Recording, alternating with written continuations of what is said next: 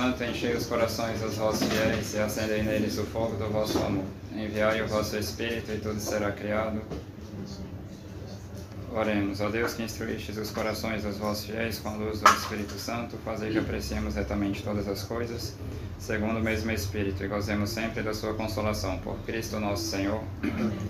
Ave Maria, cheia de graça, o Senhor é convosco. Bendita sois vós entre as mulheres, e bendito é o fruto do vosso ventre, Jesus. Santa Maria, Mãe de Deus, rogai por nós, pecadores, agora e na hora de nossa morte. Ó Maria, concebida sem pecado, Rogai por nós que recorremos a vós. glorioso São José, Rogai por nós. em nome do Pai, do Filho e do Espírito Santo.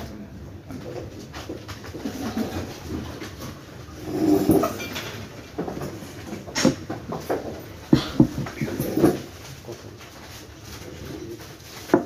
Bom, então, a conferência de hoje, um tema que particularmente eu gosto muito de tratar porque é uma dificuldade séria que a gente enfrenta hoje em dia, né? Claro, acho que toda época tem uma confusão mental, psicológica, doutrinária diferente, né? Mas às vezes tem suas nuances, né? Uma particular dificuldade que a gente tem hoje em dia em entender, né? Devido a algumas dificuldades particulares que a crise atual que a gente vive nos oferece, é uma questão de entendermos bem a questão das virtudes humanas que devemos praticar e também que tipo de influência a graça exerce sobre a nossa natureza e que tipo de coisa ela não faz, né, no lugar da nossa natureza. Então, muito importante para entendermos isso, eu gostaria de começar falando de uma heresia, né, por mais que tenha um nome um pouco engraçado, né, mas é mais engraçado em português do que em outras línguas.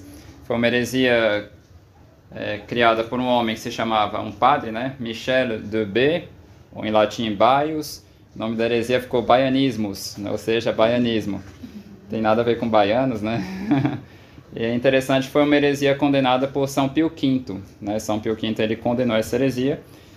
Tinha muitas proposições, mas 3 são particularmente interessantes. Eu vou citar elas aqui e mostrar como que, de certa forma, essa heresia deixa resquícios, né, numa forma de raciocinar dos católicos.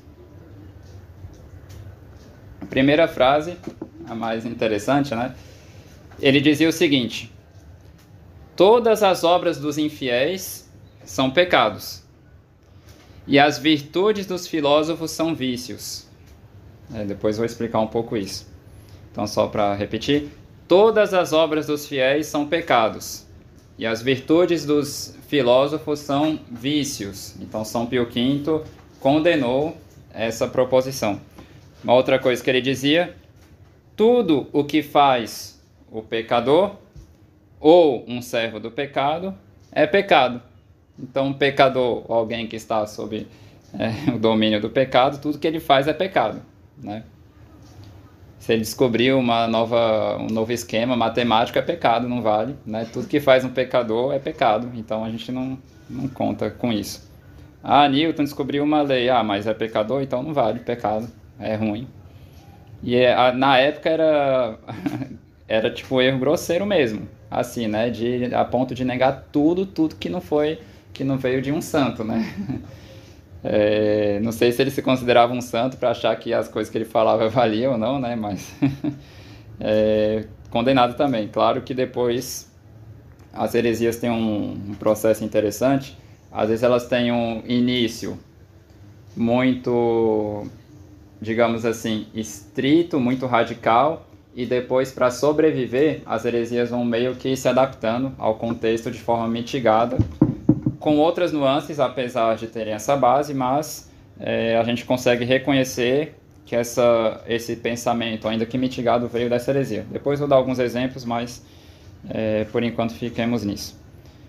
Outra frase dele, interessante: em todos os seus atos, o pecador serve à concupiscência dominante, né? Então ele acha que uma pessoa que não está na graça de Deus, ou um pagão, tudo que ele faz é sob influência da sua concupiscência dominante. É impossível que saia uma coisa boa de um pecador, de alguém que está sob o jugo do pecado. Então, essas e muitas outras proposições foram condenadas por São Pio V. Então, essas proposições condenadas nos mostram, primeiramente, uma visão errada sobre as consequências do pecado no homem. Isso é muito importante entendermos, ou seja, a pessoa não entende o que o pecado faz com o homem. E, apesar de, em certas épocas, apresentar nuances diferentes, podemos dizer que esse é um tipo de erro, né? Esse erro em particular, vocês vão ver por quê. Esse é um tipo de erro que tende a fazer, né, inúmeros esforços para sobreviver nas diferentes épocas que se sucedem.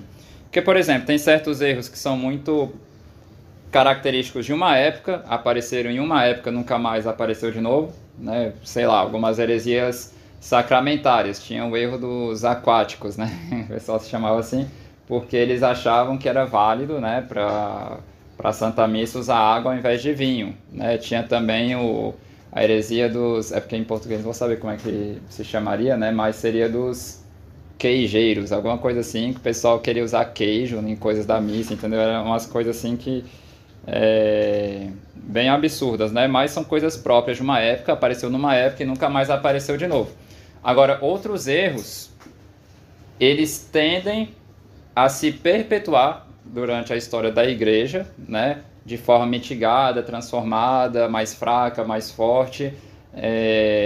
E esse, podemos dizer que faz parte desse conjunto de erros, né? Só para dar um exemplo, o pelagianismo.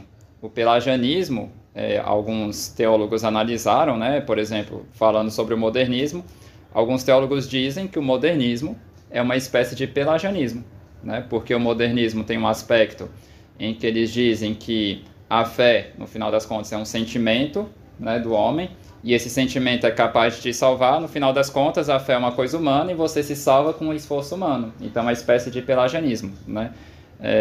Não vou entrar nesses detalhes aqui, mas só para que vocês entendam que alguns erros, né, eles têm uma tendência a se perpetuar na história da igreja. Então, o pelagianismo, por exemplo, apareceu na época de Santo Agostinho, mas alguns associam o pelagianismo a uma espécie de farisaísmo, né, orquestrado em doutrina, né, filosófica. Seria uma espécie, uma nuance do farisaísmo. Então, esse erro aqui do Michel Debé, ou seja, o baianismo, nome engraçado, ao menos no Brasil. Então ele tende a se perpetuar de algumas formas, né? Então gostaria de apresentar aqui algumas, né, não todas as consequências dessa mentalidade dele. Então o primeiro erro que a gente pode falar que tem uma raiz nessa mentalidade dessa heresia, né, é achar que tudo nos pecadores e nos mundanos é mal ou pecaminoso. Vamos entender como é que isso funciona.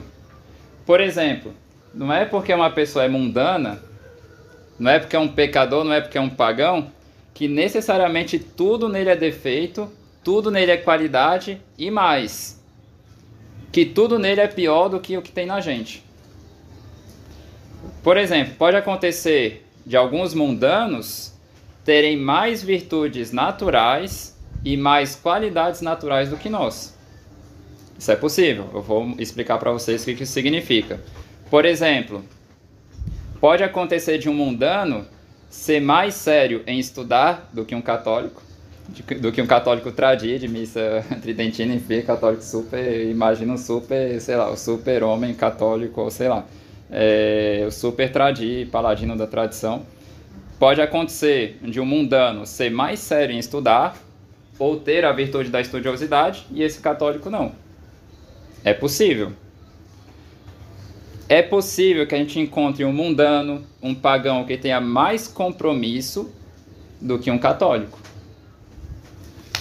É possível que a gente encontre um mundano que tenha mais maturidade do que um católico, né? Eu vou ser bem sincero, eu já vi muitos jovens, assim, mundanos, bem mais maduros que os nossos jovens católicos do meio tridentino. Assim, claro, eu também vejo pessoas incríveis de todas as idades, né, de todos os estados de vida do nosso meio tridentino, mas às vezes a gente encontra mundanos que são mais maduros, né, têm conversas mais maduras do que pessoas no meio católico. E isso não é contraditório com a doutrina católica, né? Às vezes a gente encontra pessoas no mundo que têm mais equilíbrio mental que no meio católico, tradido.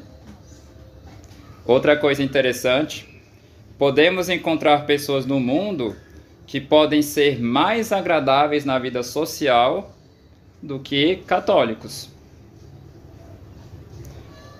Podemos encontrar pessoas mais inteligentes, pessoas mais disciplinadas. Só para dar um exemplo, não vou citar quem é a pessoa, né, mas eu sei de uma pessoa, um pouco relativamente conhecida aí pelo Brasil. Eu não conheço ela pessoalmente, mas eu sei quem é, e vi ela dando uma entrevista falando isso, que essa pessoa contava um pouco como é que é o seu dia, né, a questão dos horários, e era num contexto que ela estava falando de redes sociais. Ela dizia que ela acordava cerca de 6, 7 horas da manhã, alguma coisa assim, né? Não é católica, praticante nem nada, então não tem oração da manhã para ela. Mas acordava 6, 7 horas da manhã, ia tomar o café, começava a estudar, ficava estudando a manhã inteira, sem tocar no celular, né? Aí ia almoçar, ia fazer algumas atividades físicas, depois ia revisar algumas coisas, só tocava no celular pela primeira vez no dia, às 16 horas da tarde, e ainda assim de forma cronometrada, ou seja, ficava ali, sei lá, 1h30 no celular para resolver coisas, trabalho, então às vezes falava com um amigo ou outro, e depois parava e voltava à vida dela, né? Mexe no celular, parava não, volta a cuidar da vida dela, mexe no celular cerca de 1h30 por dia, né? Eu gostaria muito de ver católicos fazendo isso, entende? Uma pessoa mundana, não é praticante, entendeu? Pelo que fala, também não dá nem ideias assim de se interessar em começar a praticar de forma mais séria a religião, mas são qualidades. Se a gente aplicasse, nesses casos que eu disse aqui, essa ideia do baianismo, né, Michel Debray, o fato da pessoa ser mundana faz com que a disciplina dela para estudar não tenha valor nenhum, né? E nem deve ser levado em consideração, porque o que ele diz lá? As virtudes dos filósofos, aqui ele está falando dos pagãos, né? Platão, Aristóteles, esse povo. A virtude dos filósofos, todas elas são vícios. Todas as obras dos infiéis são pecados, né? Então, tudo aquilo que faz o pecador ou serve do pecado é um pecado. Então, para alguém que tem essa mentalidade, a pessoa não aceita encontrar pessoas mundanas ou pessoas pagãs, né? Ou pessoas, resumindo, pessoas que não estão vivendo na graça de Deus, mesmo se forem católicas, né? Batizadas. Não aceita que essas pessoas possam ter mais qualidades, mais virtudes naturais do que nós. Então, o primeiro erro seria pensar que tudo neles é ruim. Então, isso não é assim que funciona, né? Segundo erro de alguns, né, que é um erro que a gente pode dizer que é derivado dessa mentalidade, né? Alguns, por pensarem que o fato de serem católicos, aí vão acrescentando as credenciais, tridentinos e assim por diante, né? Alguns pensam que o simples fato de serem católicos dá uma espécie de upgrade automático na pessoa em todas as virtudes, todas as qualidades humanas, né? Ou faz a pessoa ter automaticamente tudo aquilo que os mundanos têm. Eu vou explicar um pouco isso, como é que funciona. E às vezes faz com que a pessoa se coloque acima dos outros e que ela se descuide de se corrigir. Então aqui tem um grande problema. Então, por exemplo, vamos falar de um caso de uma pessoa convertida, né?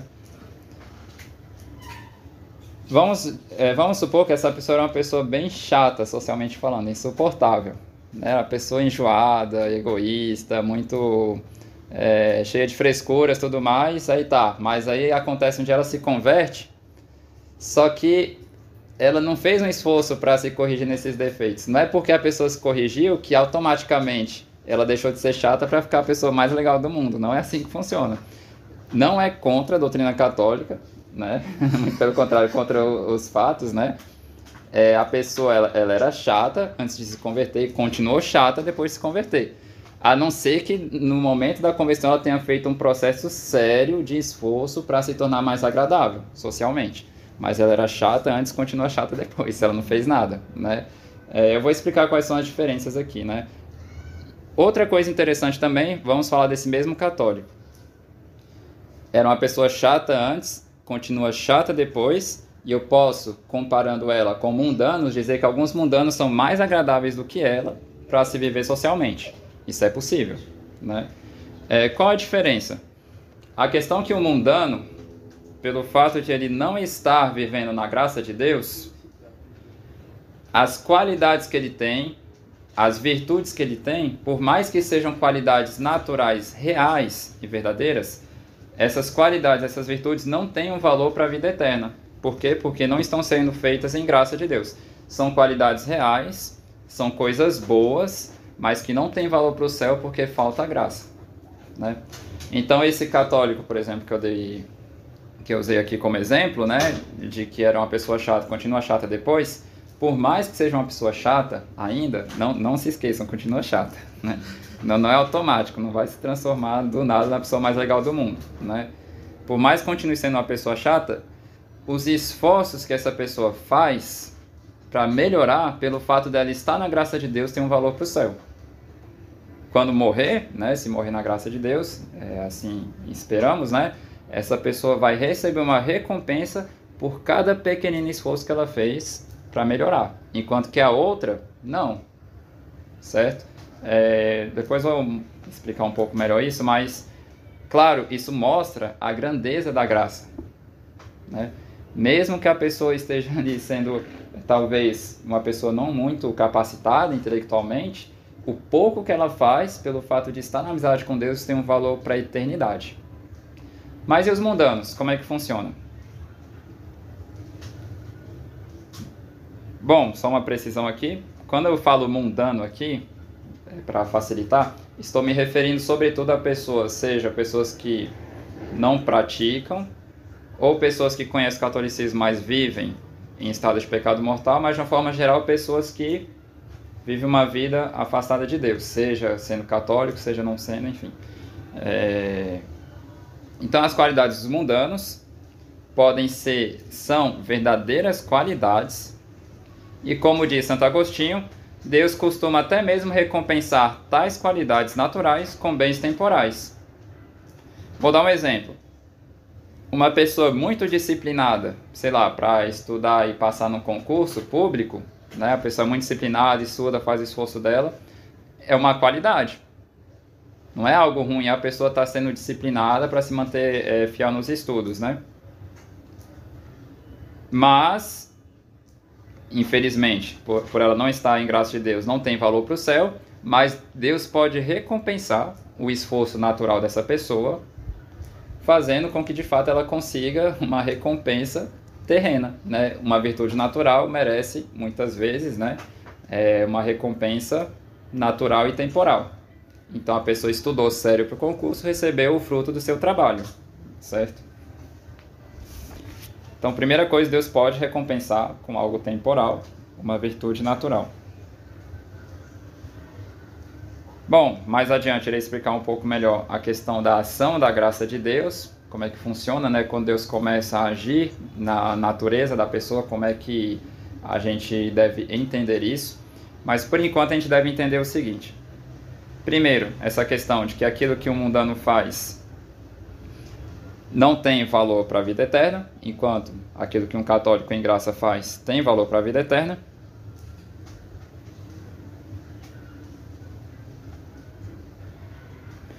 Um católico fazendo o mesmo esforço que esse mundano também pode receber uma recompensa temporal, né? Então, além de receber uma recompensa temporal, como normalmente o mundano seria recompensado, ele recebe uma recompensa eterna por causa da influência que a graça tem nessas ações dele, sobrenaturalizando essas ações. Mas o que eu gostaria de dizer aqui? E aqui que é um ponto muito importante, e aqui que muitos católicos negligenciam um trabalho sério para se corrigirem nesse âmbito natural.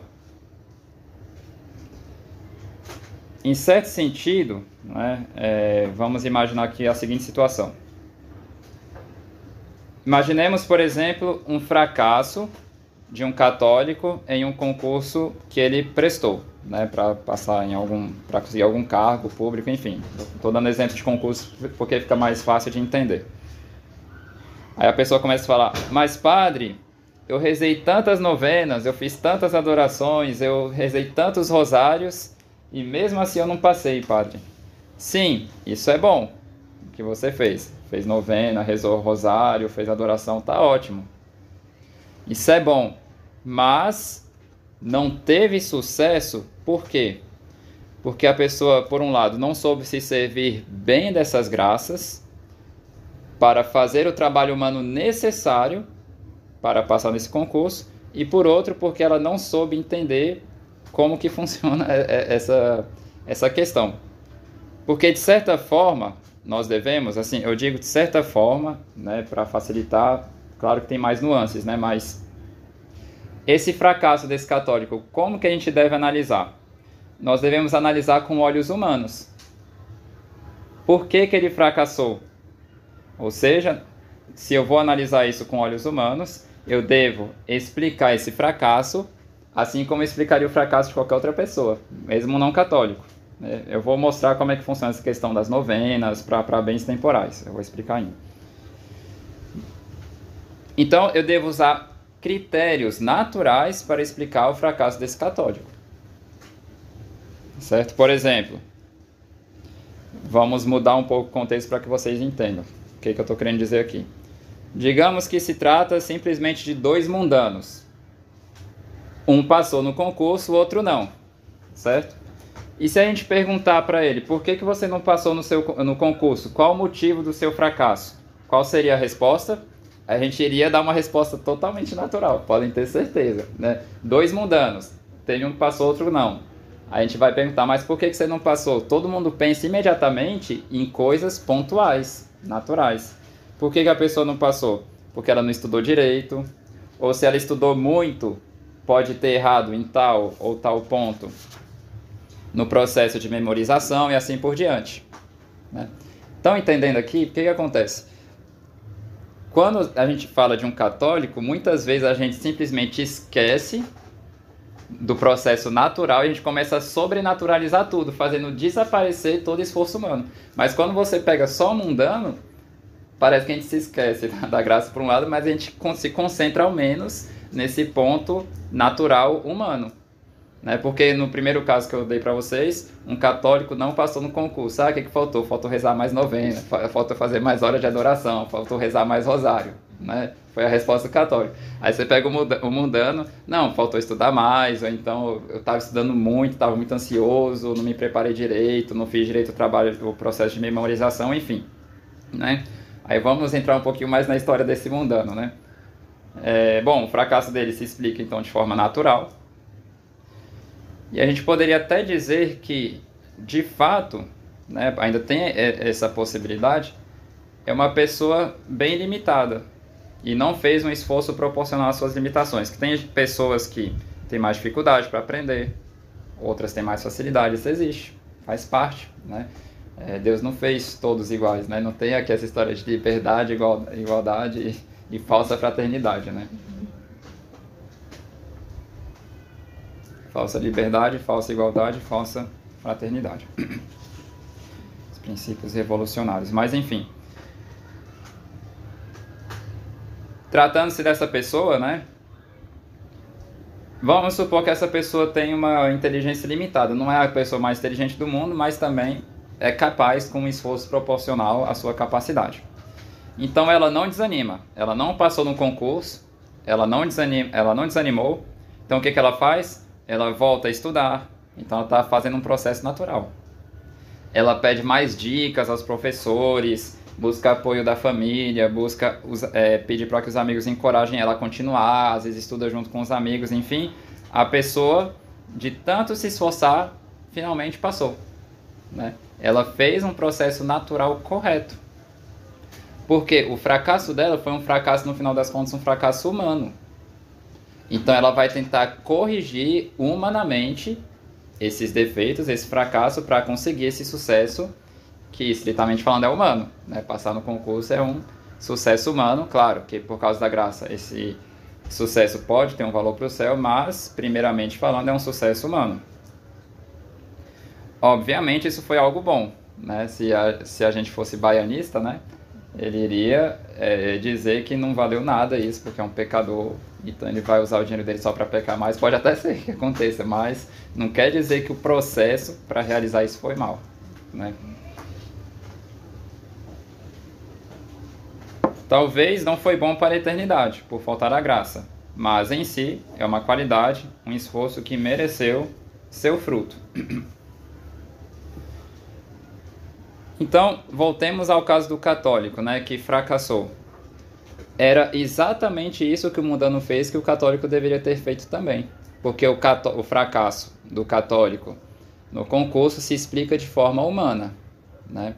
Eu digo isso porque, assim, eu já ouvi pessoas falando isso. Claro, a gente tem que ter muita paciência, muita piedade, porque é um processo difícil. Tem gente que enfrenta com mais dificuldade um fracasso do que outras pessoas. Enfim, não quer dizer que é pra gente não ter coração para com essas pessoas, mas é importante entendermos que não é assim que funciona.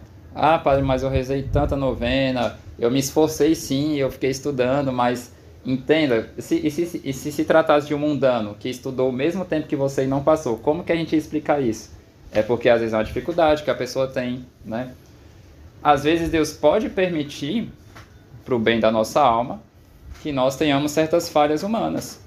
Santa Bernadette não se tornou a pessoa mais inteligente do mundo depois que Nossa Senhora apareceu para ela, né, em Lourdes. Continuou sendo uma pessoa que tinha uma inteligência bem rude, bem difícil, às vezes sofria por causa disso, porque ela interpretava as coisas bem literalmente, mas não deixou de ser santa por causa disso, né? Mas não é porque necessariamente a pessoa está rezando novenas que vai acontecer dela ficar super inteligente, passar em todos os concursos do mundo, não é assim. Claro, não estou dizendo que Deus não ajuda, não estou falando para o pessoal parar de rezar novena. Não é isso, né? Eu vou explicar como é que funciona essa questão da graça. Mas eu quero que vocês entendam que muitas pessoas, no final das contas, se servem das coisas sobrenaturais para deixarem totalmente de lado um esforço natural que deviam estar fazendo. E aqui o problema é grave e sério, né? Porque isso faz com que muita gente mesmo pare de se corrigir em coisas que deveria se corrigir de forma certa, né? Então aqui eu poderia citar muitos casos, né? Eu lembro de colegas, né, de escola mundanos, que eram pessoas insuportáveis no sentido de imaturidade. Era chato estar com eles, era brincadeira boba o tempo todo, enfim, era uma coisa insuportável. A tal ponto que muita gente começou a se afastar dessas pessoas, né? Eu lembro de uma em específico, mas poderia citar outros casos. E que a pessoa parou para refletir. Não, eu tô fazendo alguma coisa errada. Eu tenho que mudar minha atitude, meu jeito de ser. E a pessoa refletindo, se esforçando, conseguiu mudar e se tornar uma pessoa bem agradável, né?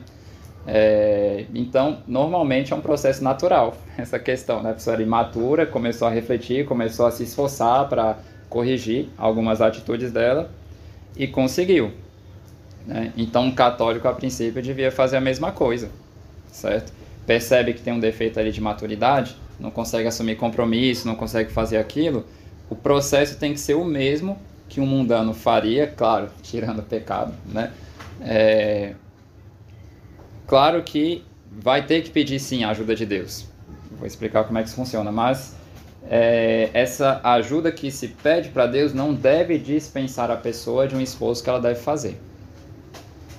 Eu lembro também de um professor de história que eu tive, né, no ensino médio, que ele estava pensando em desistir, eu acho que até chegou a entrar em depressão, não lembro. Eu sei que foi um momento bem difícil porque ele tinha feito um vestibular para passar na universidade, não passou. Fez um segundo, não passou. Fez um terceiro, não passou. E continuou se esforçando, né, até que ele tirou a melhor nota, né, ou então uma das maiores, sem que ele poderia, a princípio, ter feito qualquer outro curso, mas ele quis, né, perseguir aquele alvo que ele tinha, que era fazer justamente o curso de História, e ele conseguiu, com seus esforços, alcançar essa sua meta. Então, é um mundano. E o processo que um católico deve fazer é o mesmo, quando se trata de algumas coisas naturais.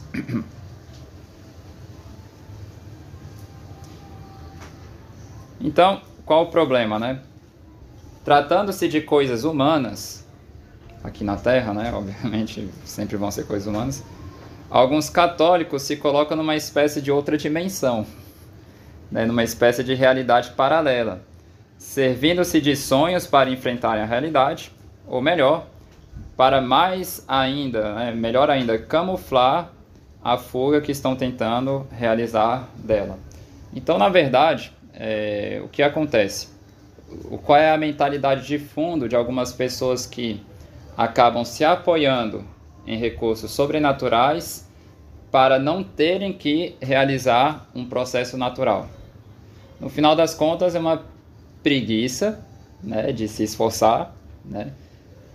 E por outro lado também uma espécie de fuga da realidade, ou seja, uma dificuldade de ter que enfrentar um problema que ela deveria estar enfrentando de forma normal, e a pessoa vai jogando isso para Deus, né? Como que se ela estivesse querendo jogar a responsabilidade para outro. Se eu estou fracassando é porque Deus não está me escutando, alguma coisa do tipo. Ela não entende que, na verdade, é uma coisa que devia vir dela também. Claro, com a ajuda de Deus, mas um processo que não dispensa o esforço dela. Então isso esconde uma certa preguiça, um certo quietismo, né? A pessoa quer que Deus faça tudo e ela não quer colaborar com a ajuda dele. Então é interessante também, um outro aspecto que a gente deve considerar nessa questão das virtudes humanas.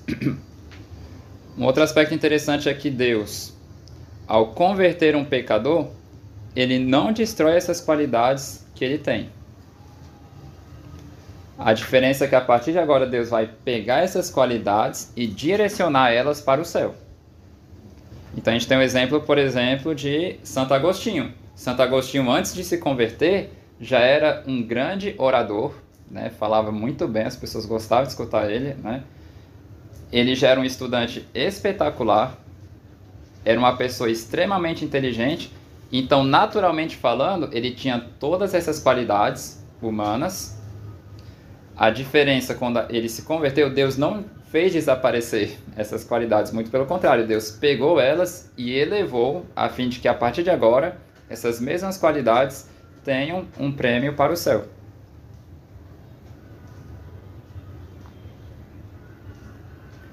Então, um terceiro erro, que já é muito próximo desses que eu já comentei, né? Terceiro erro, mas poderia falar de muitos outros ainda, decorrentes desses princípios do baianismo, né? Mas esse erro aqui é bem interessante porque muitas pessoas, né, muitos católicos acabam pensando que pelo fato de serem católicos, sobretudo se eles vão ganhando um certo upgrade, né, no catolicismo, né, antes era conservador, depois vira tradir, isso, aquilo, enfim. A pessoa, na medida que vai ganhando essas credenciais, pode cair no erro de pensar que nós, por sermos quem somos, onde estamos, somos necessariamente melhores que os outros. Então, por exemplo, Santo Ambrósio, não sei se vocês sabem, mas quando ele Santo Ambrósio foi o bispo, né, que foi uma peça muito importante na conversão de Santo Agostinho, ajudou muito Santa Mônica a enfrentar santamente as dificuldades que ela enfrentava, né? Mas não sei se vocês sabem, Santo Ambrósio, quando foi escolhido para ser bispo de Milão, ele não era batizado ainda, ele era um catecúmeno, né? Então o que aconteceu? Morreu o bispo de Milão e ele era uma pessoa tão exemplar, tão extraordinária, tão incrível, né? Que quando o bispo de Milão morreu, todo mundo falou que ele tem que ser o bispo, ele tem que ser o bispo. Ele não queria, não porque ele não queria se dedicar a Deus, né? Mas que ele tinha medo, né? Que ele sabia que era uma responsabilidade muito grande. Então meio que o povo, né, ficou brigando, jogando ele para se tornar bispo, né? Finalmente ele aceitou.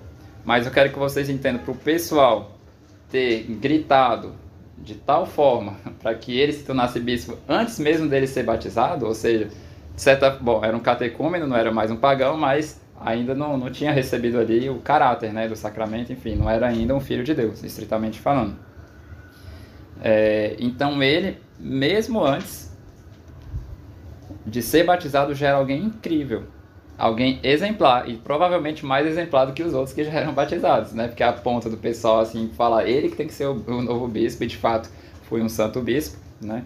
Isso mostra que podem ter pessoas que são melhores do que nós em vários aspectos, né? Então não é porque, sei lá, às vezes, só para dar um exemplo aqui bem, digamos assim, um dos mais radicais possíveis, pode muito bem acontecer que um esquerdista seja muito mais inteligente do que a gente, né? Infelizmente está usando essa grande inteligência dele para defender um erro grotesco, né? Mas nada impede que seja uma pessoa mais agradável socialmente falando, né? Mas tenha mais estratégia para alcançar seus objetivos, enfim, seja mais organizada do que a gente para fazer o que pretende fazer. Nosso Senhor no Evangelho nos ensinou a apreciarmos as coisas dessa forma. Não sei se todos se lembram da parábola do administrador infiel, né? Ele foi lá, ele estava usando mal os bens do seu mestre, alguém foi lá e denunciou ele, e ele ficou sabendo que ele iria ser demitido. Então o que ele fez? Bom, eu vou ser demitido, não tenho o que fazer. Então o que eu posso fazer na minha situação? Para que assim que eu for dispensado, eu tenha alguém que me receba na sua casa, né? Então ele começou a raciocinar. Mendigar eu tenho vergonha, né? E começou a ver as várias possibilidades, né, que ele tinha para se dar bem no final das contas naquela situação, e no final das contas ele escolheu um meio que era possível para ele, que realmente ia dar certo, e ele foi lá e perseguiu até o fim, né? Já sei, então tinha um que devia 100, anota aqui, está devendo 80, então queria virar amigo de todo mundo, né? Para que no momento que o mestre dele demitisse ele, ele tivesse alguém que ele criou nessa falcatrua dele, né? Criou uma certa amizade para ser recebido. E Nosso Senhor, obviamente, ele não elogia o pecado, mas ele elogia essa sagacidade, essa prudência dos mundanos que às vezes quando tem um objetivo na cabeça, eles de fato pensam, raciocinam de forma realista e conseguem de fato alcançar seus objetivos. Tanto que Nosso Senhor até solta aquela frase nesse contexto, né, bem conhecida, que os filhos das trevas são mais espertos, né, para as coisas desse mundo que os filhos da luz. Então, infelizmente, tem mundanos que eles sabem ser mais prudentes para os objetivos iníquos deles, né, para alcançar coisas baixas na terra do que a gente, para trabalharmos para as coisas do céu. Então, às vezes, é até interessante quando a gente vê, sei lá, imaginemos esses grandes eventos que acontecem no Brasil. Eventos, às vezes, para estruturas de pecados, né? Épocas de festas, toda uma estrutura, o pessoal organiza palcos, luzes, segurança. Então percebam, são mundanos, né? Usando de recursos do mundo, fazendo aquilo que eles podem da melhor forma possível, da forma mais organizada, a questão dos horários e assim por diante, enfim, para o pecado, entendeu? É uma qualidade, né? Eles estão sendo, como é que se diz, prudentes, né? Eles estão calculando cada centavo gasto ali para aquelas coisas, né? Estão sendo muito corretos nos horários, né? Estão buscando questão de decoração, tem que ser a melhor possível, tem que ser isso, aquilo. Eles estão usando muitas qualidades, mas para o pecado, né? O objetivo é ruim, mas o processo para realizar aquilo é algo louvável, né? Então esse povo, ele tem toda mentira com eles, toda, digamos, eles não têm nenhuma verdade com eles e ao mesmo tempo tem todo esforço para lutar pela mentira. E às vezes os católicos têm toda a verdade com eles e não fazem nenhum esforço, né, sério, concreto, para lutarem pela verdade, né? Às vezes para Deus a gente faz tipo o resto que a gente pode, o menos possível. Então assim, por que isso acontece? Porque às vezes católicos, percebendo que tem que fazer algo, ao invés de realizarem um trabalho humano concreto, ficam sobrenaturalizando demais as coisas de tal forma que deixam de realizar o trabalho humano que deveria ser feito. Então isso é um problema, né? Isso é um problema, e por isso que a gente vai tentando corrigir ele.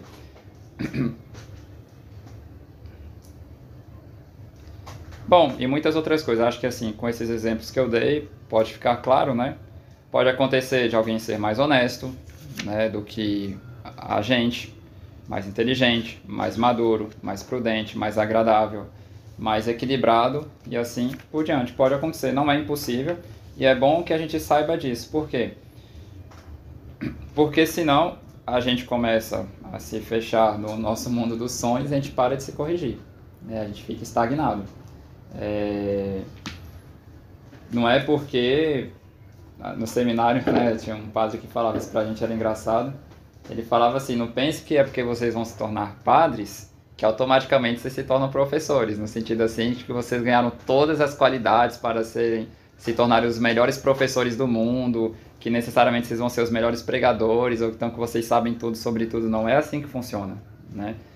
Se uma pessoa quer se tornar um bom professor, às vezes tem gente que tem dotes naturais para isso, né? Mas tem outras que vão trabalhando para alcançar ali um certo nível de capacidade de ensino, estratégias, enfim. Tem pessoas que trabalham bem para isso, para se tornarem bons profissionais. Tem outros que não fazem esse trabalho, né? Mas é interessante sabermos que não é automático, né? Essas coisas não aparecem em nós de forma automática. Exige um trabalho que não pode ser dispensado, um trabalho humano, e é muito importante sabermos disso. Então, não é porque somos católicos tridentinos, somos necessariamente as pessoas mais agradáveis do mundo, né? Então tem gente que se julga ter o direito de ser insuportável com todo mundo só porque entendeu tudo sobre o liberalismo. Não é assim. Tá ótimo que você entendeu tudo sobre o liberalismo, que você combate o liberalismo, mas faz um esforço também para não ser chato, entendeu? Eu gosto muito de um comentário de uma pessoa que conheceu São Francisco de Sales, né? Era presidente de Lamoignon, né? Não sei aqui o nome dela, mas foi uma pessoa da corte, né? Uma pessoa bem importante, que conheceu São Francisco de Sales e que depois de ter conhecido ele, apesar de ser uma mulher de má vida, a princípio ela disse o seguinte sobre São Francisco de Sales: mesmo que ele não fosse um grande santo, que todo mundo via que era um grande santo, era incrível, né? Realmente um caso bem excepcional nesse aspecto. Mesmo que não fosse um grande santo, seria ainda assim o homem mais educado que eu conheci na minha vida. Então, ao mesmo tempo ele era um grande santo, mas ao mesmo tempo ele era uma pessoa extremamente educada, né? É muito interessante os comentários que a gente recebe, que a gente vê, né, que a gente lê de São Francisco de Sales, porque ele era uma pessoa extremamente amada pela nobreza, né, pela nobreza mais rica da Europa, que era a nobreza francesa, a mais importante também. E às vezes as pessoas gostavam mais de estar com ele do que com outras pessoas importantes, porque era tão incrível ver os bons modos, a educação que ele tinha e tudo mais, que realmente isso atraía muito as pessoas, além da santidade dele, né? A santidade dele era uma coisa óbvia, né? Mas além da santidade que ele tinha uma educação, um jeito de ser, humanamente falando, que era incrível, né? E realmente isso atraía muitas pessoas. Às vezes as pessoas queriam conhecer ele só para conhecer essa famosa educação que ele tinha, né? Uma coisa parecida que aconteceu alguns séculos depois foi com Dom Bosco, que Dom Bosco ele viajava bastante, né? E muitas vezes quando ele viajava ele ficava hospedado em casas diferentes, e foi surgindo uma fama em torno dele, né, de Dom Bosco, que ele era uma pessoa assim, apesar de ter vindo de uma família pobre, era uma pessoa extremamente educada, extremamente agradável. Então tinha gente que ficava brigando para receber Dom Bosco, que queria ver, né, como é que era conviver com ele, né? Apesar de ser uma pessoa extremamente simples, era agradável estar com ele, né? E não necessariamente, não é porque a pessoa reza o texto todo dia que necessariamente ela é a pessoa mais agradável do mundo, né? Então tem que ter um esforço humano, né, em relação a essas coisas, lembrando que não é algo automático.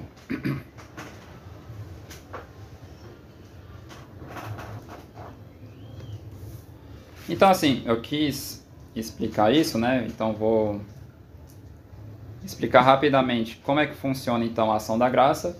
Eu quis mostrar para vocês, de certa forma, o que a graça não faz de automático, o que ela não Enfim, uma forma errada de entendermos, né, as virtudes humanas, naturais. Mas agora, ao menos para sabermos melhor, né, como é que vem a influência da graça nessa história toda, então eu gostaria de apresentar para vocês 4 axiomas tradicionais, né, sobre a graça, assim, que São Tomás ele explica muito bem isso, para que a gente entenda, né, como que a graça age sobre a natureza humana. São 4 axiomas bem conhecidos. Primeira coisa que os escolásticos diziam, né, São Tomás de Aquino ele desenvolve bastante isso: a graça não destrói a natureza. Muito importante entendermos isso, né? Por quê? Porque, primeiramente, né, claro, foram séculos depois, São Tomás, o protestantismo ele tinha uma visão do pecado, uma visão de que o pecado não feriu a natureza humana, mas que o pecado destruiu a natureza humana. São 2 coisas diferentes, né? Então, nós, católicos, o que a gente diz? O pecado feriu a natureza humana. Essa é a doutrina católica, certo? Mas o pecado não destruiu a natureza humana. Então, por exemplo, para Lutero, aí depende das variações do protestantismo, né? Mas Lutero mesmo, né, a princípio, como o pecado tinha destruído a natureza humana, por exemplo, faz parte da natureza humana a inteligência. Então, para ele é uma espécie de pecado você querer usar a inteligência, o raciocínio para falar de Deus. Porque é como se você estivesse prostituindo a palavra de Deus. Porque você está usando uma inimiga de Deus para falar bem de Deus, entende? Então, Lutero ele tinha essa visão de que o pecado destruiu a natureza humana, certo? O que isso tem a ver com essa questão da graça, né? Já que para Lutero o pecado destruiu a natureza humana, você tem que esquecer, né, por assim dizer, a natureza para quando se trata de servir a Deus. Mas aqui a gente diz o contrário. Não, a graça, o pecado não destruiu a natureza humana, apenas feriu ela. E mais, a graça, quando vem agir na natureza humana, não destrói a natureza humana. Não destrói a natureza e não substitui ela. Como assim? Deus fez o homem de tal forma que ele tem sentimentos. Faz parte.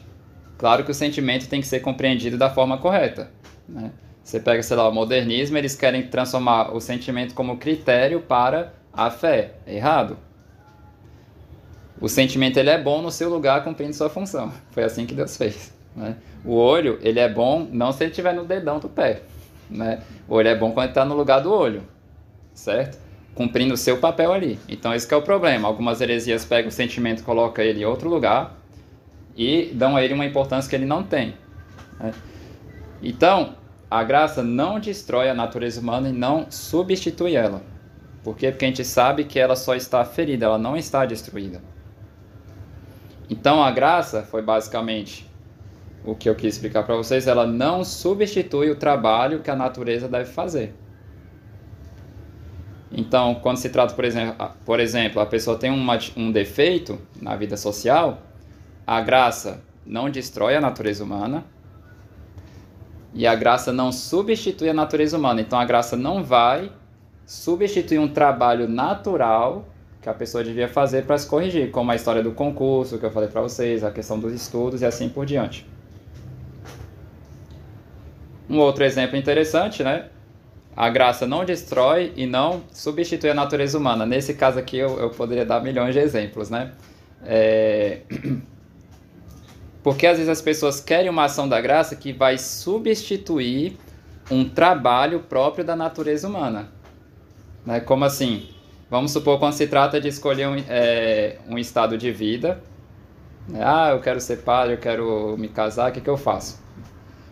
Ou vamos entrar ainda mais nos detalhes, né? Quando se trata de a pessoa escolher, eu quero me casar, agora com quem, né? A pessoa fala, eu quero que Deus mostre pra mim, dê um sinal de que é com essa pessoa que eu tenho que me casar, né? Tem que, sei lá, eu tenho que ver a pessoa, vai cair uma flor do céu, assim, no ombro dela, e tem que ser uma flor de pétala azul, sei lá, enfim. O que está por detrás? Claro que, assim, às vezes se alimenta muito de certos sonhos, né, de infância que a pessoa teve, mas enfim, não deixa de ser um erro por causa disso, por mais que Deus tenha misericórdia, às vezes, dessas pessoas, né, e ajude, apesar disso, né, mas o que acontece aqui? Deus deu pra gente uma coisa que ela é boa e que ela deve ser usada, espero que todos aqui sejam a favor do uso da razão, né? Então Deus deu pra gente a razão, deu pra gente a inteligência. Como eu disse pra vocês, Lutero ele é contra o uso da razão, né? Porque para ele isso é prostituir a palavra de Deus, né? Então você não pode usar a razão para as coisas de Deus, você tem que esquecer ela e viver uma fé cega, né? Mas não é assim que funciona. Nós devemos usar nossa razão porque Deus criou ela, o que Deus criou é bom. Claro que a gente tem que ter um trabalho para usarmos corretamente ela, porque ela está ferida, né, por causa do pecado. Mas o trabalho da graça não deve substituir o trabalho da natureza, certo? Então a pessoa fala, padre, eu quero me casar, o que eu faço? Eu rezo 30 novenas? Pode ser, né? Mas saiba que essas novenas devem te ajudar a raciocinar bem, entendeu? Então, mas o que eu preciso fazer? Eu não sei quem que eu escolho. Enfim, você tem que pensar, né? Tem que analisar, sei lá. Vai usando a razão. Não é errado usar a razão. Deus deu a razão pra gente usar. Não é um pecado usar a razão. Então, vai analisando. Eu tenho um jeito de ser, a pessoa tem um outro. Eu acho que dá mais certo com aquela. Ou então com essa pessoa que não dá muito certo, que ela tem um temperamento assim, assado. Enfim, não é errado usar a razão. Ela tem um projeto de vida que é esse, eu tenho outro, talvez se choque, eu acho que não ia dar muito certo. Ou então, sei lá, a mulher, eu tenho um emprego, eu recebo, sei lá, 20 mil, ele recebe R$1.000, aí eu vou ficar sustentando, acho que é uma situação que vai me deixar um pouco constrangida, eu prefiro não me encaminhar nisso, né? A pessoa está usando a razão, né? Eu estou usando aqui critérios bem... não são bestas, estritamente falando, porque a gente vê até manuais antigos, né, de teologia moral, citando esse tipo de coisa, mas coisas um pouco mais materiais, né? Mas só para que vocês entendam que nesse processo, o que muitas pessoas na prática fazem é querer sobrenaturalizar de tal forma as coisas que dispensa todo o trabalho da natureza. Então deixa Deus fazer um milagre, né, para aparecer o homem ou a mulher dos meus sonhos, e a minha razão fica lá dormindo, né? Então aqui é um caso típico de uma pessoa que quis que a graça substituísse a natureza. E não é assim que Deus quer que as coisas sejam feitas, né?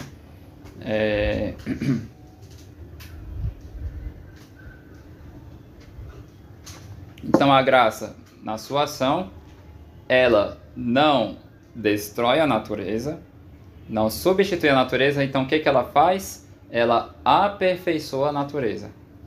E aqui é muito importante, né? Eu quis deixar bem claro qual é o trabalho da natureza para vocês até agora, mas não é para desprezarmos o trabalho da graça por causa disso. Agora a gente vai começar a entender.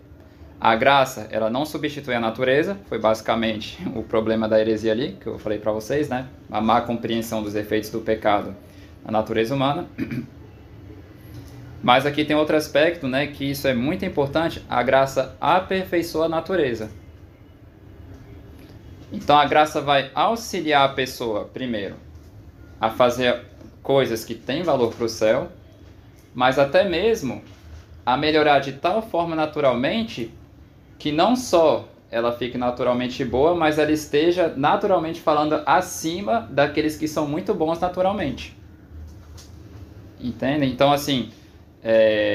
a graça ajuda a natureza humana a ficar, humanamente falando, muito boa, mas ela ajuda a pessoa a chegar num lugar que só com os esforços da natureza a pessoa não daria conta de chegar.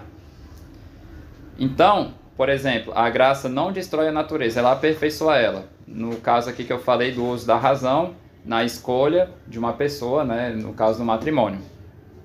A graça não vai substituir o trabalho da natureza, mas vai ajudar a pessoa a refletir da melhor forma possível, se ela se deixa levar pela graça. Um exemplo concreto, muitas pessoas têm uma grande dificuldade porque elas são muito emotivas, né? Então, quando esse aspecto emotivo delas, né, se ativa, as pessoas ficam tão concentradas nesse impulso, da emoção que elas não dão conta de raciocinar, né? Então, por exemplo, aquele caso típico, às vezes, de um jovem ou de uma jovem apaixonada lá, que tá falando, não, mas tem que ser essa pessoa, vai dar certo, porque a gente tá apaixonado, porque é a melhor pessoa do mundo, é uma pessoa muito virtuosa, a pessoa nem é tão virtuosa assim, mas a pessoa tá tão cega por causa da emoção ali, né? Que começa a exagerar tudo. Não, com ela, mesmo que a gente esteja pobre, a gente pode ver só num barraco, num quarto ali, vai dar tudo certo, com 10 filhos, a gente vai conseguir vencer tudo, porque a gente reza, a gente tem piedade, enfim. A pessoa está num efeito tão forte da emoção que ela não é capaz de raciocinar, certo? Como que a graça iria agir numa pessoa dessa? Né? A pessoa começa a pedir para Deus ajudar ela a fazer uma boa escolha. A graça ia ajudar a pessoa a se controlar cada vez mais nessa questão das emoções, a fim de que ela consiga analisar, né? Eu gosto muito dessa oração do Veni Sancte Spiritus, né? Vinde Espírito Santo, que ela tem um trecho que ela fala bem assim: fazei que apreciemos retamente todas as coisas. É isso que a graça de Deus faz aqui nesse caso, no uso da inteligência. Porque quando a pessoa está se deixando levar pela emoção, ela não está apreciando retamente todas as coisas. Ela está apreciando as coisas de uma forma torta, né? De uma forma influenciada pela paixão. Mas quando, de fato, a graça de Deus começa a ajudar a pessoa a fazer esse processo, ela começa a apreciar retamente todas as coisas, né? Então Deus vai ajudando ela a moderar as paixões.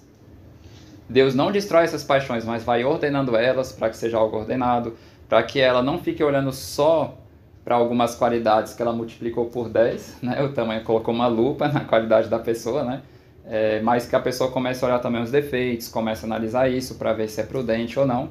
E às vezes até mesmo, de fato, Deus pode providenciar algumas circunstâncias, né? Se percebe que de fato aquilo vai fazer mal para a pessoa, para que os dois às vezes se separem, né? Antes de se engajarem no casamento e destruírem a vida um do outro, né? Então pode acontecer também de Deus providenciar essas situações. Mas essa providência de Deus não substituiu um trabalho da natureza, mas buscou aperfeiçoar esse trabalho. A pessoa tinha essa dificuldade, que era uma pessoa muito emotiva, então Deus vai ajudar ela a moderar essa paixão, a fim de conseguir servir melhor a Deus. Então aqui a gente pode entrar naquele caso que eu falei no início da conferência, das novenas, né? Vamos supor que a pessoa, padre, mas eu rezei tanta novena. Eu até comentei que é bom o fato da pessoa ter rezado, mas talvez ela não se serviu corretamente dessas graças que Deus deu, né? O que seria então a pessoa se preparando para o concurso, o papel da novena? Vamos supor, ela precisa estudar.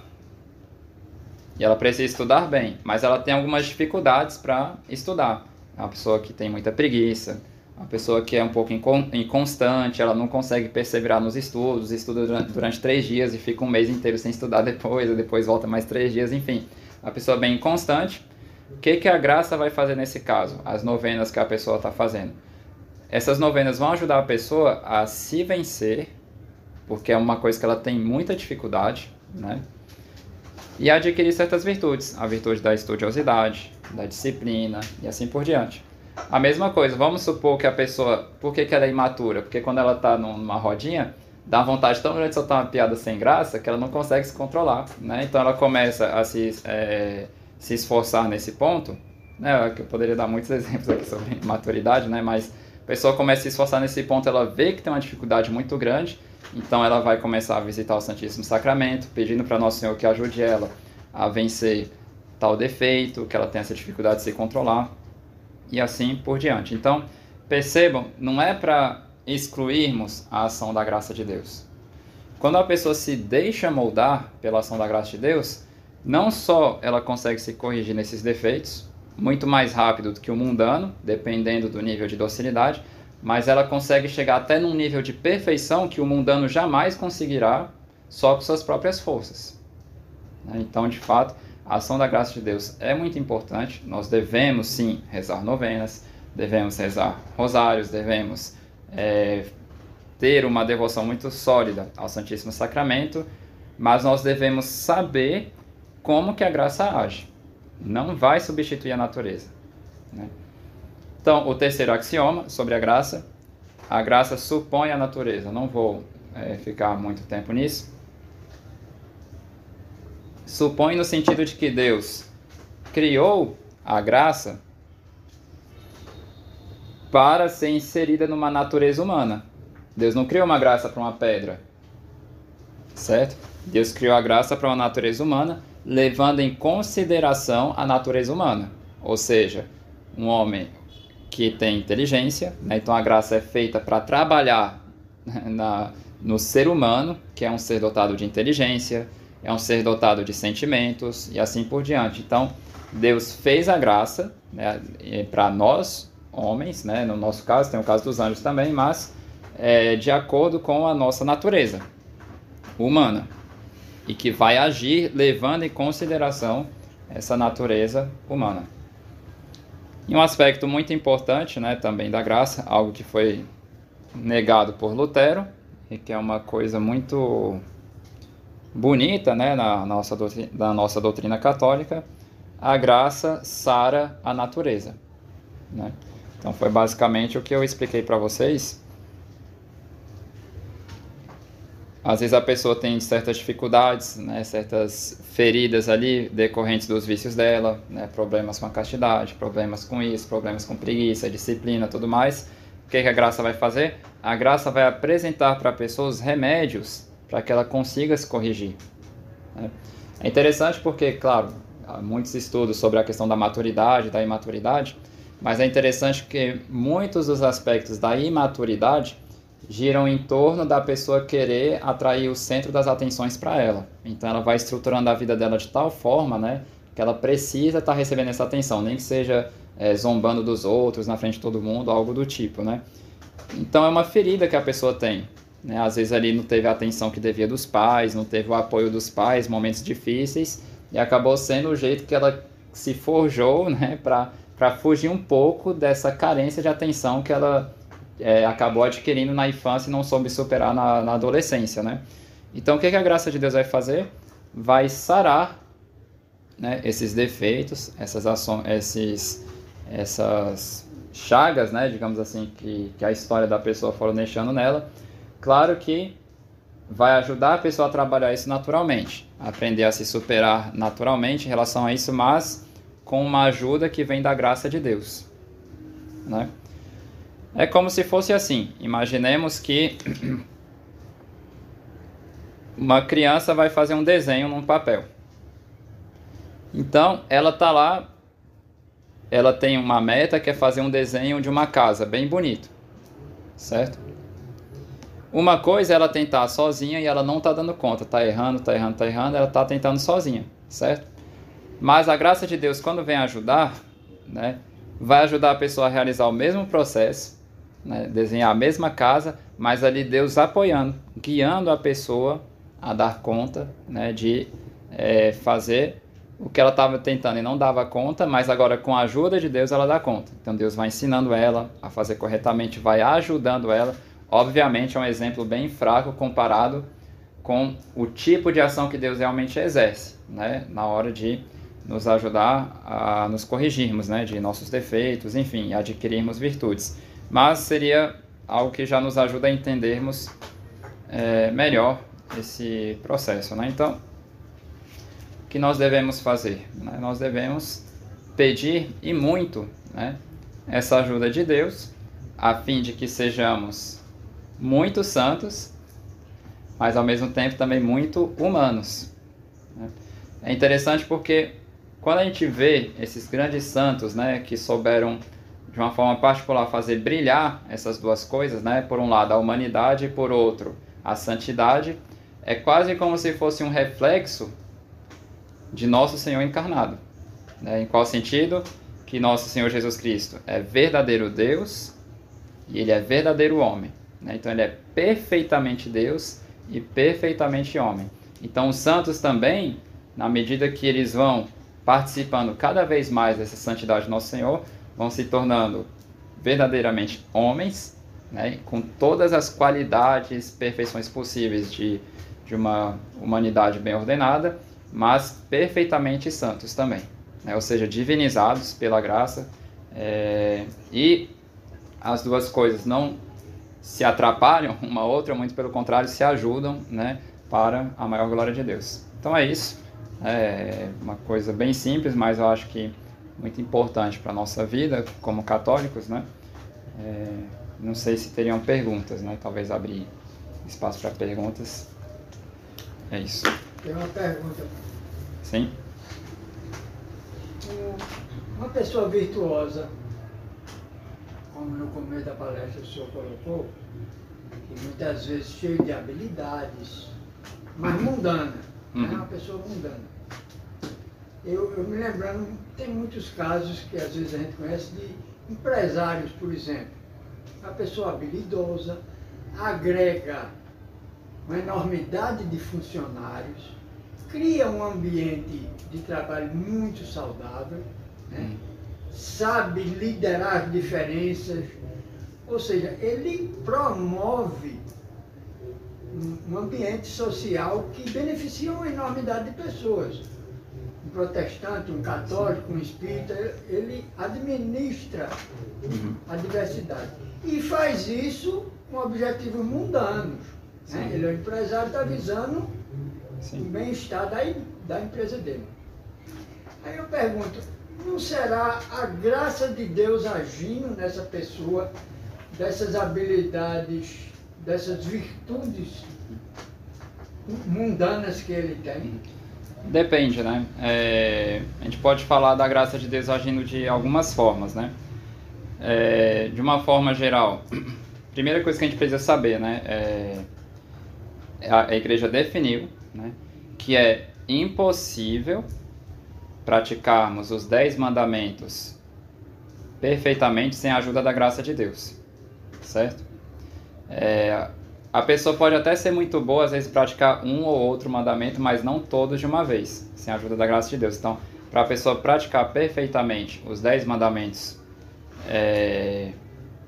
ela precisa da ajuda da graça de Deus. Pelágio negou isso, né? O pelagianismo nega isso.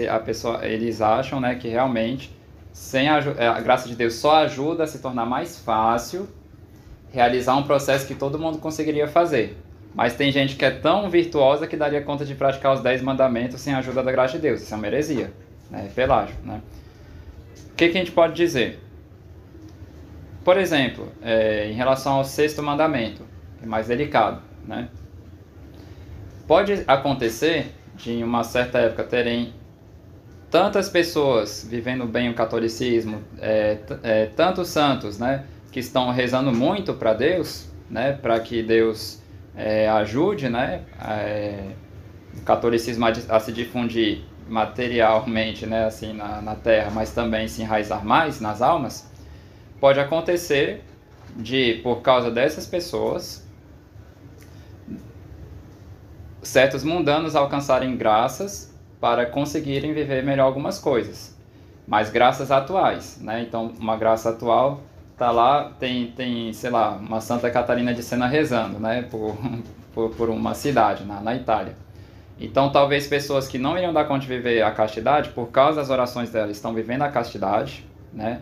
Estão recebendo graças atuais, mas quando esses mundanos recebem graças atuais de Deus, o objetivo dessa graça é levar a pessoa para a graça habitual. Então, assim, pode ser que tal pessoa esteja sendo auxiliada pela graça de Deus? Pode ser, né?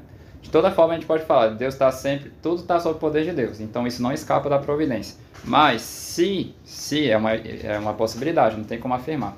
Se essa pessoa está recebendo uma graça de Deus, mesmo sendo mundana, essa graça que ela está recebendo tem como objetivo empurrar ela para a graça habitual, né? Aí é uma questão, né, se ela vai corresponder a essa graça ou não, né? Então, é uma possibilidade. Às vezes, orações que a pessoa está recebendo, mesmo sendo mundana, e que estão ajudando ela a ser muito boa em algumas coisas. Pode ser. Mas pode ser que, de fato, né, simplesmente ela esteja ali muito boa em alguns aspectos, né? Mas não em todos. Às vezes é uma pessoa muito organizada, muito agradável, né? Para um ambiente de trabalho, mas 6º mandamento lá no lixo, né? Para a pessoa. Então, às vezes ela é muito boa para umas coisas, mas não para todas, né? Então, depende. Dá para dizer isso, né? Às vezes é um pouco difícil refletir como é que funciona, né? Essa harmonização das coisas, mas às vezes a gente pode se perguntar um pouco sobre a causa, mas o que é um fato é que são qualidades, né? Pode sim, Deus está ajudando ali, né? Mas se Ele está ajudando com graças atuais, é com o objetivo de que uma hora a pessoa entre na graça atual. Aí é uma questão, o tempo vai nos dizer se a pessoa correspondeu a isso, né? Não sei se respondeu, se confundiu ainda mais. Padre, em determinado momento o senhor falou sobre Lutero e a destruição da natureza humana, na concepção dele. Em algum canto eu já li que Lutero dizia para pecar fortemente, Sim. crer ainda mais e se alegrar. Seria por conta Sim, disso aí? também. Por quê? O que acontece? Para ele não acredita na santidade. Lutero não acredita na santidade. Então, para ele, o que acontece? A natureza humana está de tal forma destruída que não tem remédio para ela. Então, essa história aqui de que a graça sara a natureza, para ele não existe, para Lutero, né? Então, o que sobra? Sobra a fé. Ou seja, você, no aspecto da natureza, não tem o que fazer, mas para a pessoa se salvar, ela precisa ter uma fé incondicional em nosso Senhor Jesus Cristo e nos méritos dele. Mas os méritos dele não são capazes de nos transformar, santificar interiormente, né? Para Lutero é como se fosse assim. Imagina, sei lá, já viu aquelas crianças que se vestem de fantasia, de Homem-Aranha? Sei lá, ou qualquer outro personagem mais grotesco, né? O que acontece? É como se fosse assim, a fé é como se fosse essa fantasia que você coloca em cima de você e Deus está vendo só o personagem da sua fantasia, entendeu? Então é como se para ele a fé você se reveste de Nosso Senhor Jesus Cristo, né? E Deus não te castiga porque está olhando para ele, né? Como se a sua forma de vestir essa fantasia é ter fé, né? Para Lutero é isso. Então ele fala, você pode até pecar muito, mas creia mais fortemente ainda, né? Porque para ele, mas assim, para quem estudou Lutero, assim, nos escritos dele era uma pessoa que tinha um problema psicológico sério, né? E que ele tinha grandes dificuldades para conseguir se corrigir, que ele desistiu, né, no meio do caminho e criou toda uma doutrina para justificar essas desordens dele, né? Uma pessoa desesperada, né? Triste. Claro que Deus permitiu uma aparição dele também para castigar a má vida, né, do clero naquela época. Só para vocês terem noção, São Felipe Neri, quando ele chegou em Roma, o Papa com cardeais e bispos faziam festas com mulheres assim na Praça de São Pedro, era uma loucura, né? Isso quando São Felipe Neri chegou, porque quando ele saiu, quando ele morreu, Roma estava convertida, em grande parte por causa dele, né? De fato, São Felipe Neri foi um grande apóstolo de Roma. Ele converteu mas muita gente mesmo, assim, é surreal. Mas é assim, então para Lutero era isso mesmo. Para ele não acredita em santidade. Então você tem que... Então é inevitável pecar, porque não tem como mudar, não tem como sarar a doença, é um doente incurável. A única coisa que tem como fazer é ter fé. Então para ele é isso. Lutero obviamente está totalmente errado. Ainda nesse aspecto da natureza humana, Padre, São Tomás falou, o senhor falou isso em outras palavras, que a graça não pressupõe a natureza. E o senhor bateu muito na tecla no começo de que às vezes o cidadão, porque é católico, se blinda, mas é uma pessoa suportável, coisa do tipo. Sim. E acaba tratando assim a vida espiritual como se fosse um imperativo categórico, né? Um positivismo de checklist. Sim. Eu faço isso, faço aquilo. É até uma forma de, como é que se diz? De se enganar, né? É uma espécie de farisaísmo, né? Então os fariseus lá, eles não se convertiam mesmo, não abandonavam alguns pecados, mas se mantinham fiéis a algumas práticas e para eles estava bom, né? É até engraçada a ironia de São João Evangelista, né? Porque ele mostra lá como que os judeus estavam querendo apressar logo a morte de Nosso Senhor, a gente tem que matar ele logo porque a gente não pode perder a purificação, né? Então assim, chega a ser ridículo. Eles estão nem aí, estão ofendendo a Deus. O importante é se manter fiel a algumas práticas, né? Então, o problema é que, tipo assim, algumas pessoas criam mesmo essa mentalidade checklist, né? Ser católico é estar indo lá fazendo isso, arranjar 3 brigas na internet por semana por causa disso, fazer tais orações, usar medalhinhas para todo mundo ver, enfim, a pessoa vai virando... Padre Ivan, que tem uma expressão engraçada, eu escutei ele falando isso uma vez, nunca mais me esqueci, né? Não sei se ele continua usando essa expressão, católico meio que árvore de Natal, né? Então vai colocando ali os enfeites, né? Então, rosário aqui, novena ali, coisa aqui assada, etc. Vai enfeitando essa árvore de Natal, mas a pessoa não muda mesmo aquilo que devia mudar. Então acaba sendo uma espécie de maquiagem para camuflar um trabalho que ela devia fazer, né? Às vezes até um problema de humildade, no sentido assim, a pessoa ela vê que ela é chata e que as pessoas estão se afastando dela, né? E o que ela começa a fazer? Ela não quer encarar o fato de que ela precisa se corrigir de um defeito. Então, para não ter que encarar essa realidade, ela começa a criar uma outra realidade na cabeça dela. Estão me perseguindo porque eu sou muito piedosa, vai multiplicando, né, as devoções dela. Então, assim, fica realmente uma coisa bem ridícula, né? Eu gostaria de saber, assim, como é que esse tipo de pessoa é visto nos olhos de Deus? Por exemplo, a pessoa sempre fala na missa e cumpre com todos os preceitos e tudo mais, mas aí tem erros graves de falha de caráter, ou tem vícios muito graves. Como é isso? Todos esses preceitos são meio que simulados? Não, depende, assim. A gente tem que saber que Deus tem muita paciência, muita bondade assim com a gente, né? Claro, Ele vai providenciar meios para a pessoa se desenganar, né? Aí depende da correspondência da pessoa, porque aí é aquela atitude. Deus dá uma oportunidade ali, quer dizer, Deus continuamente fica dando essas oportunidades, mas a pessoa ou se abre para elas, por isso que algumas virtudes são muito necessárias e por isso que os santos eles sempre enfatizam elas, por exemplo, humildade, que é necessário humildade para você reconhecer alguns defeitos, né? E caridade também, né? Que vai tornando cada vez mais puro sua intenção de agradar só a Deus, mesmo que enfim, que algumas consequências sejam drásticas, né? Então o que acontece? Ou a pessoa vai se abrindo mais para a graça de Deus, ou ela vai se fechando mais.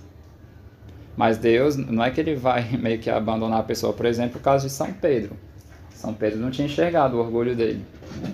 O nosso Senhor foi tendo paciência, deixou ele cair, aproveitou a oportunidade, né? Então, assim, é difícil, né? Como é que essas pessoas são vistas por Deus, né? Obviamente, Deus ama essas pessoas, Deus quer o bem delas, né? Mas vê que estão no erro, né? Aí vão ter situações providenciais com o objetivo de tirar a pessoa do erro. Aí se a pessoa vai corresponder ou não é outra história, né? Mas é muito importante não se esquecer que são um grupo de pecadores que Deus quer converter também, né? Mas é importante que saibam que estão no erro e que saiam do erro.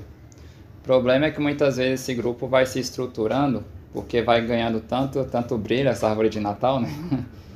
Que às vezes vai, dependendo também do temperamento da pessoa, se é uma pessoa um pouco mais, tem impulso firme para liderar, algo do tipo, entendeu? Então essas pessoas vão se estruturando e vão criando uma espécie de seita, né? Nos apostolados, e isso vai se tornando insuportável. E faz muito mal para as pessoas, né? Uma outra coisa aqui, ó, o comentário eu gosto muito, eu não queria deixar de fazer esse comentário, né?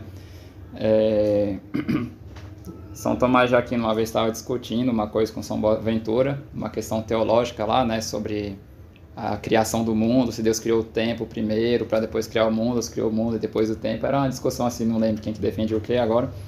Mas São Tomás, escutando a argumentação de São Boaventura, ele disse bem assim para São Boaventura: defender isso daí que você está defendendo é tornar a fé ridícula aos pagãos. E constantemente na Suma de Teologia, São Tomás ele vai falando desse cuidado para não tornar a fé ridícula aos pagãos, entende? Então qual o problema? O problema é que muitas vezes esse povo, que vai criando uma caricatura de catolicismo, começa a ridicularizar certas coisas boas e a afastar pessoas dessas coisas boas, né? Então, por exemplo, a questão, eu já vi pessoas defendendo uma modéstia totalmente absurda, entendeu? A consequência disso é que tinha pessoas que tinham horror de viver a modéstia, porque não queria de forma alguma, porque a pessoa enxergava, nossa, então eu começo a modéstia pouco a pouco, o objetivo é chegar lá naquela montanha que é essa pessoa, então a pessoa não queria dar o primeiro passo, né? Porque essas pessoas estavam erradas, mas tinham áreas de estarem certas, tinham um pulso firme para tentar convencer outras pessoas psicologicamente de que elas estavam certas, e isso ia afastando outras pessoas, né?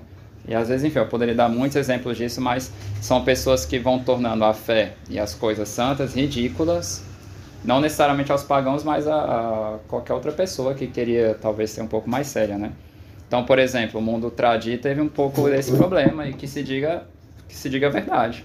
Tem muita gente chata, bem enjoada no meio tradi, como em qualquer meio também. E eu sei que não é só no meio católico que tem gente chata.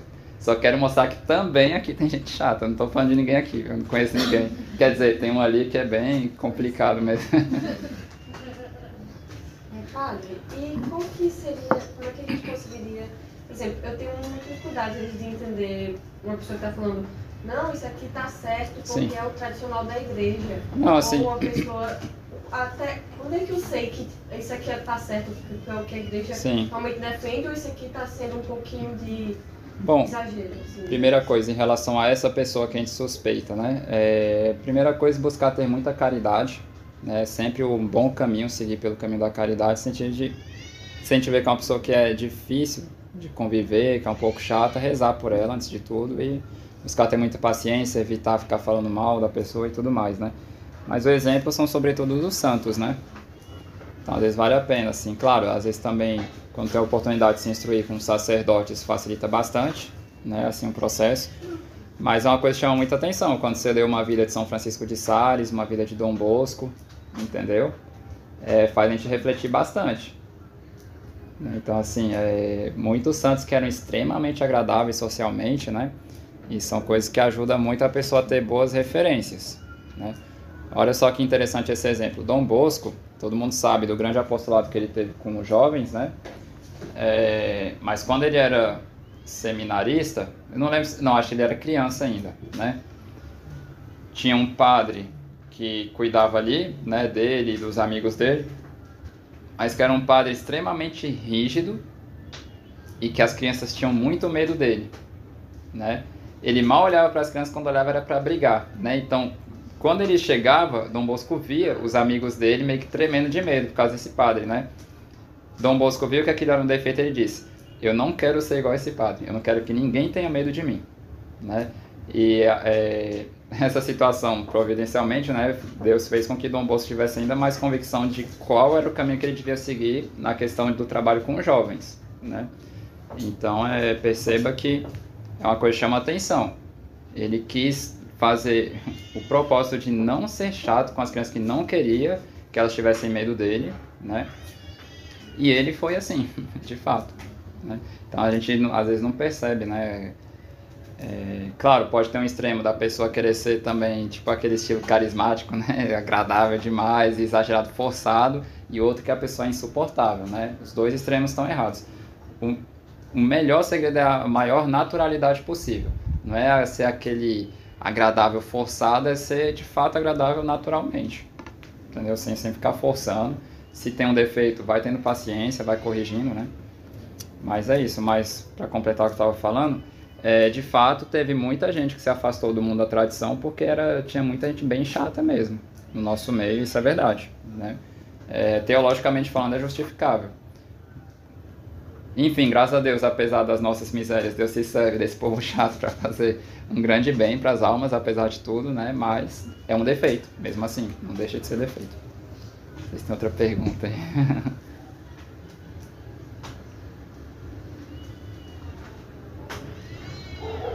Então é isso, né? Claro, é muito importante rezar bastante para Nossa Senhora, a gente fazer nosso esforço, mas sabermos que, como é que se diz?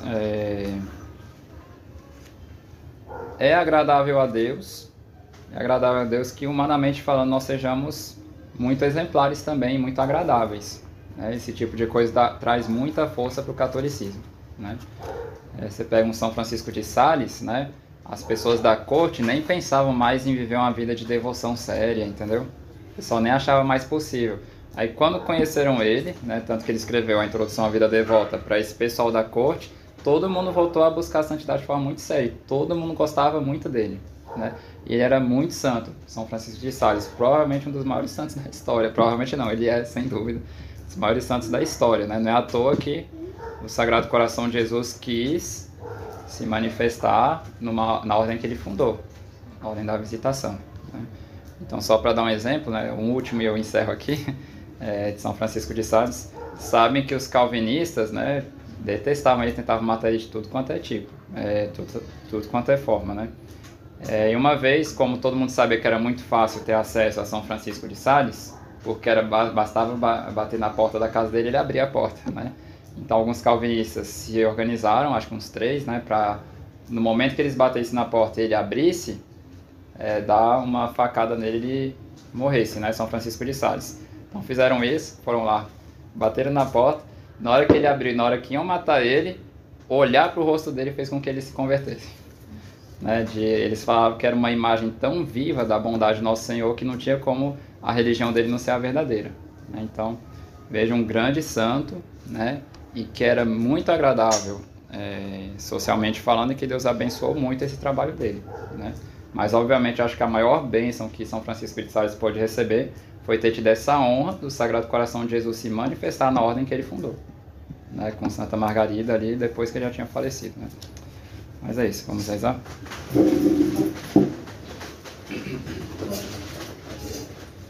nome do Pai, do Filho e do Espírito Santo. Amém.